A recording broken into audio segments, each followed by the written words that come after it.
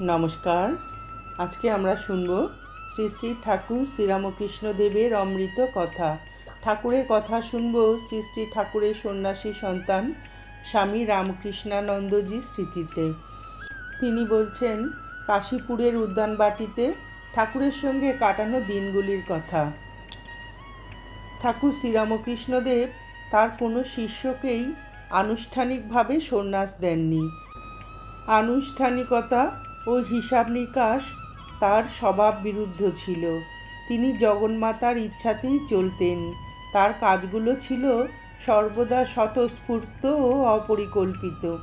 তিনি তার সন্তানদের প্রাথমিক দীক্ষা দিয়েছিলেন এবং তাদের আধ্যাত্মিক জীবনের ভিত্তি স্থাপন করেছিলেন, কিন্তু দ্বিতীয় দীক্ষার ভার নরেনের ওপর দিয়েছিলেন। ঠাকুরের অবর্তমানে নরেনই দলের নেতা হয়েছিল। ভক্তদের মধ্যে একজন বস্ত্র ব্যবসায়ী ছিলেন। একদিন শ্রীরামকৃষ্ণদেব তাকে বললেন একটি মোটা থানকে কেটে গেরুয়া রঙে ছুপিয়ে তার কাছে নিয়ে আসতে। সেগুলি আনা হলে তিনি ছেলেদের বললেন ওই কাপড় পরে ভিক্ষাপাত্র নিয়ে তার জন্য ভিক্ষা করতে যেতে। এইটাই ছিল তার ছেলেদের সন্ন্যাসী করার সহজ পদ্ধতি। তার কোনো আনুষ্ঠানিক ক্রিয়াকর্মের প্রয়োজন ছিল না।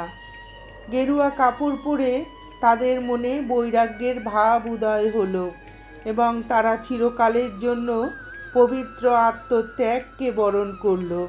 ঠাকুরের কথার তেজ ও তার পবিত্র স্পর্শই ছিল উপযুক্ত সংস্কার। ঠাকুরের অন্তিম কয়েক মাস যখন তিনি কাশীপুরের উদ্যানবাটিতে দোতলার একটি ঘরে অসুস্থ অবস্থায় শুয়ে থাকতেন, তখন তার নির্জনতা রক্ষা করতেন তার এক দ্বারবানরূপী শিষ্য। একদিন মন্মথ নামে এক দুর্বৃত্ত যুবক কাশীপুরে এসেছিল ঠাকুরকে দর্শন করতে, কিন্তু তাকে ওপরে ঠাকুরের কাছে যেতে দেওয়া হয়নি। ঠাকুর যখন শুনলেন যে মন্মথ নিচে রয়েছে, তিনি তখনই তাকে ওপরে নিয়ে আসতে বললেন। আমি তখন ঠাকুরের ঘরে ছিলাম, কিন্তু তিনি আমাকে বার করে দিলেন। অনেকক্ষণ ওই ঘরে তারা দুজন ছাড়া আর কেউ ছিল না। তারপর ঠাকুর আমাকে ডাকলেন এবং তার একটি ছবি নিয়ে আসতে বললেন। সেটা তিনি নিজ হাতে মন্মথকে দিলেন। যুবকটি ওইটা নিয়ে কারোর সঙ্গে কোনো কথা না বলে পাগলের মতো দৌড়ে বাড়ি থেকে বেরিয়ে গেল। সেই মুহূর্ত থেকে সে জগতের সমস্ত কিছুর জ্ঞান হারিয়ে দিন রাত প্রিয়নাথ প্রিয়নাথ বলে জপ করতে লাগলো। যখন পাড়ার সবাই ঘুমাতো, তখন রাত্রির নিস্তব্ধতার মধ্যে তার এই কথাগুলি ধ্বনিত হতো। মন্মথ ঠাকুরের কাছে আর ফিরে আসেনি। মুক্তার ঝিনুকের মতো সে ৭ই নক্ষত্রের এক বিন্দু বৃষ্টির জল পেয়েছিল। তার আর কিছুই প্রয়োজন ছিল না।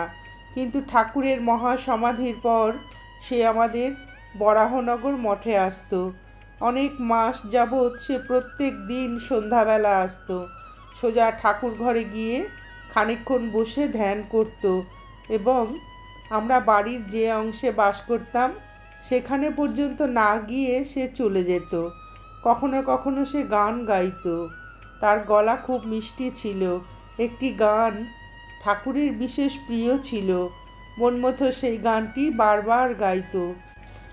এইভাবে ঠাকুর একজনের জীবনের মোড় ফিরিয়ে দিয়েছিলেন। ঠাকুর শ্রীরামকৃষ্ণদেবের মধ্যে কোনো অহংভাব ছিল না। তিনি আমি শব্দটি ব্যবহার করতে পারতেন না। আমি না বলে বলতেন তুমি এখানে, অর্থাৎ আমার কাছে আসো না কেন। তিনি বলতেন মা তোমাকে জ্ঞানের আলো দেবেন।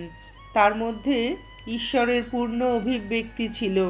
তিনি ঈশ্বর ছাড়া অন্য কোনো বিষয়ে বলতেন না। তার সমস্ত প্রকৃতি ছিল ঈশ্বর তুল্য। যতদিন আমরা তার দর্শন পাইনি, ততদিন জানতাম না পবিত্রতা কী, সিদ্ধি কী এবং ঈশ্বর কী। তিনি সব জানতেন। কেউ যদি তার কাছে বিষণ্ণ চিত্তে যেত, তিনি তখনই নিজের হৃদয়ে সেটা অনুভব করতেন এবং তাকে শান্তি দিতেন। তিনি যা করতেন তা অন্যদের জন্য। তাকে পৃথিবীতে আসতে বাধ্য করা হয়নি। কিন্তু তিনি এসেছিলেন মনুষ্য জাতিকে সাহায্য করার জন্য। তার দেহের প্রত্যেক গতিবিধি, মনের প্রত্যেক ভাব তার সঙ্গীদের উন্নতি সাধনের জন্য পরিচালিত হতো। ঠাকুর প্রত্যেক মানুষকে তার যা প্রয়োজন ঠিক তা দিতে পারতেন। কখনো কোনো লোক অনেক দূর থেকে আসতো ঈশ্বরের জন্য ব্যাকুল হয়ে, কিন্তু ঘরভর্তি লোক দেখে সংকুচিত হয়ে কোণে গিয়ে লুকিয়ে থাকতো। কোনো কথা না বলে শ্রীরামকৃষ্ণদেব তার কাছে গিয়ে তাকে ছুঁয়ে দিতেন, আর ক্ষণিকের মধ্যে সে উদ্দীপিত হতো। ঠাকুর তার ওই স্পর্শের দ্বারা প্রকৃতপক্ষে লোকটির 99% কর্মফল আত্মসাৎ করতেন। অন্যের কর্মফল নিজে গ্রহণ করার জন্যই শেষে তাকে দীর্ঘকাল রোগ ভোগ করতে হয়েছিল। তিনি আমাদের বলতেন, যাদের কর্মফল আমি গ্রহণ করেছি তারা ভাবছে তারা নিজেদের শক্তির দ্বারাই মোক্ষ লাভ করেছে। তারা বোঝে না এর কারণ। তাদের কর্মফল আমি নিজে গ্রহণ করেছি। তার কাছে আমরা কতটা ঋণী আমরা জানি না, কিন্তু একদিন বুঝতে পারব তিনি আমাদের জন্য কি করেছেন এবং কি করে তার প্রতি কৃতজ্ঞ হওয়া যায়। শ্রীরামকৃষ্ণদেব যখন কাশীপুরের উদ্যান বাটিতে এলেন তখন শীতকাল এবং প্রায় বেশ ঠান্ডা পড়ত। একবার ঠাকুরের সেবা করার সময় মাঝরাতে আমি তাড়াতাড়ি বাইরে গেলাম শুধুমাত্র একটা পাতলা কাপড় গায়ে দিয়ে। তার ঘরে ফিরে এসে দেখলাম অসুস্থ অবস্থাতেও তিনি খাট থেকে নেমে উঠে কোনো প্রকারে হামাগুড়ি দিয়ে ঘরের অপর প্রান্তে গিয়ে হুকে ঝোলানো একটি শালের নাগাল পাওয়ার চেষ্টা করছেন। আমি তিরস্কারের কণ্ঠে তাকে জিজ্ঞাসা করলাম, আপনি কি করছেন? এখন কনকনে ঠান্ডা, আপনার বিছানা ছেড়ে ওঠা উচিত হয়নি। ঠাকুর তার নিজের শালখানি হাতে করে উদ্বেগ ও স্নেহপূর্ণ দুর্বল কণ্ঠে বললেন, আমি চাই না তোর ঠান্ডা লাগুক, এটা নে। ঠাকুরের ব্যবহৃত শাল কাছে রাখবার যোগ্যতা আমার নেই মনে করে ওইটি পরে ব্রহ্মানন্দকে দিয়েছিলাম। শ্রী শ্রী ঠাকুর যাদের জন্মসিদ্ধ বলতেন, ভবনাথ তাদের মধ্যে একজন। তিনি আরও বলতেন যে ভবনাথ ও নরেন্দ্রের মধ্যে বিশেষ সম্বন্ধ আছে, কিন্তু ভবনাথ বিয়ে করল। একদিন ঠাকুর আমাকে তার কাছে পাঠালেন, বললেন আমি তার কাছ থেকে অনেক কিছু শিখতে পারবো।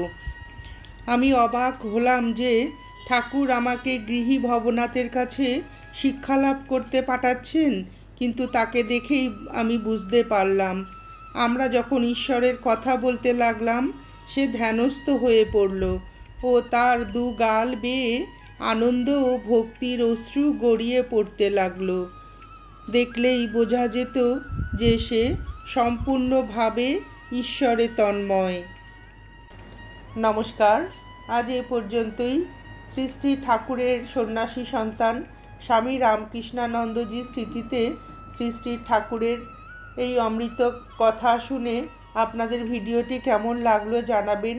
শ্রী শ্রী ঠাকুর ও শ্রী শ্রী মায়ের অফুরন্ত আশীর্বাদ আপনাদের সকলের মাথার ওপর অঝোর ধারায় বর্ষিত হোক, এই প্রার্থনা করে ভিডিওটি শেষ করছি।